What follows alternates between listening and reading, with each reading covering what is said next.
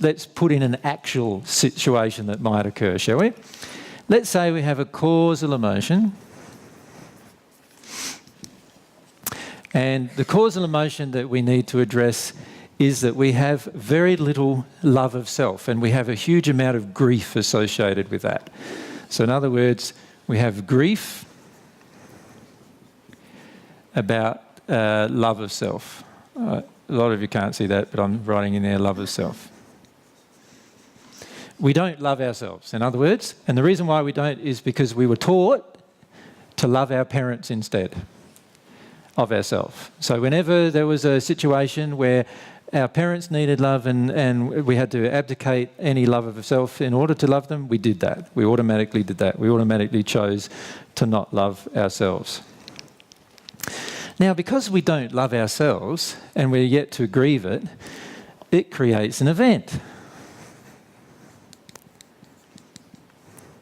The event's purpose is to trigger the emotion, right, that we don't love ourselves and the grief associated with not loving ourselves. Does that make sense? But instead, what we do is the event, so event causes us some pain that would demonstrate to us normally, under normal circumstances, if we were quite clear and we could just feel our stuff really easily, we'd realise the pain is about I don't love myself and I can feel that I don't love myself and I just grieve. I just have a good cry about how much I don't love myself. Pain, I don't love myself. I'll just put painful effect in there.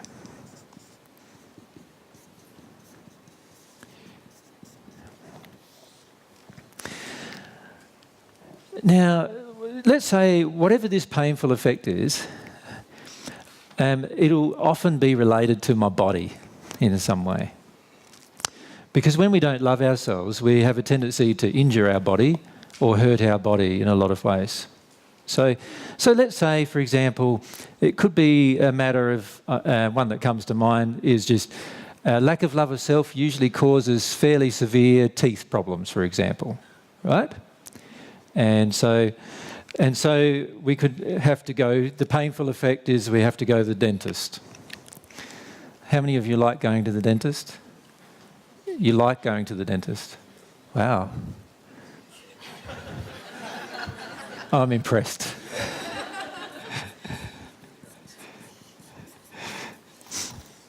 There was only a couple of people's hand up, I noticed, though. So go to the dentist because we've now got a rotting tooth on one of the sides, and whatever side it's in relates to, you know, the grief of love of self related to the side. So it might be from a male, from a female, and it will affect the size of our teeth and so forth. And usually with the dentist, there's a lot of fear associated, isn't there, with the dentist? How many of you feel afraid of going to dentists? Yep. So fear is a major emotion. So can you see how the fear actually relates to a fear of feeling the emotion of I don't love myself, afraid to feel that. So let's just take that link out. So we go to the dentist,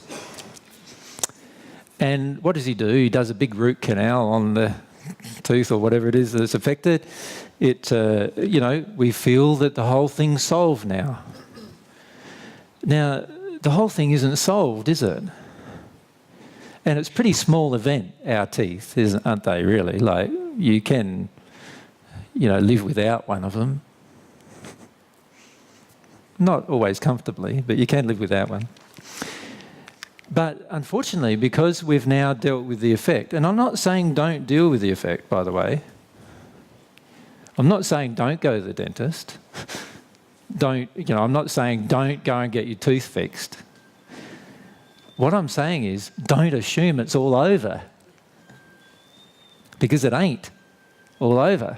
That's what I'm saying. So, you go to the dentist, you get your painful effect fixed, and you feel it's all over for how long? He says, I'll come back in 6 months, 12 months, or whatever. We'll have a regular checkup, so you do all of that. And you then think the situation is resolved and you go every 12 months and you might have a few patch-ups to do here and there and the teeth get a bit worse and you might have another one to come and so there's another one gone. And, you know, you might have a cap put on that one and then eventually a couple of them might be taken out so you need a little bit of a plate made up and you put all that in and everything's fine again for a lot longer. And now there's a plate, of course, the chances of a plate going rotten are pretty remote. And so you might not have to visit the dentist for 10 years now. Or if you do, it's only for a checkup, everything's fine. But the cause is still present. The cause of the problem is still present. And by the way, because we've denied the painful effect and only dealt with the effect, the cause of the problem has layers now of fear associated with it. The reality is, the majority of you would prefer to go to a dentist than actually cry about the lack of love of self. Isn't that interesting? We ask people to put up their hands. How many of you like going to the dentist? 2 people put up their hand or so. None of us like going to the dentist very much at all. And yet I'm saying to you, you would prefer to go to the dentist than you would to feel the grief of a lack of love of self. That's how strong we have the denial of that emotion. We'd prefer to have a very painful and often what we consider to be a traumatic event occur than we would actually deal with the underlying emotion that caused it. It's pretty intense, isn't it, when you think about it? That's how strongly we want to deny. So we finish up having a greater cause that creates bigger events now, where we have a bigger lack of love of ourselves, and we now have these layers of fear associated. So there's just this fear associated now with this cause, where we do not any longer believe that we're even capable of even feeling the emotion and releasing it anymore. That's the problem with the layers. The layers add to this belief that we are unable to actually release the emotion.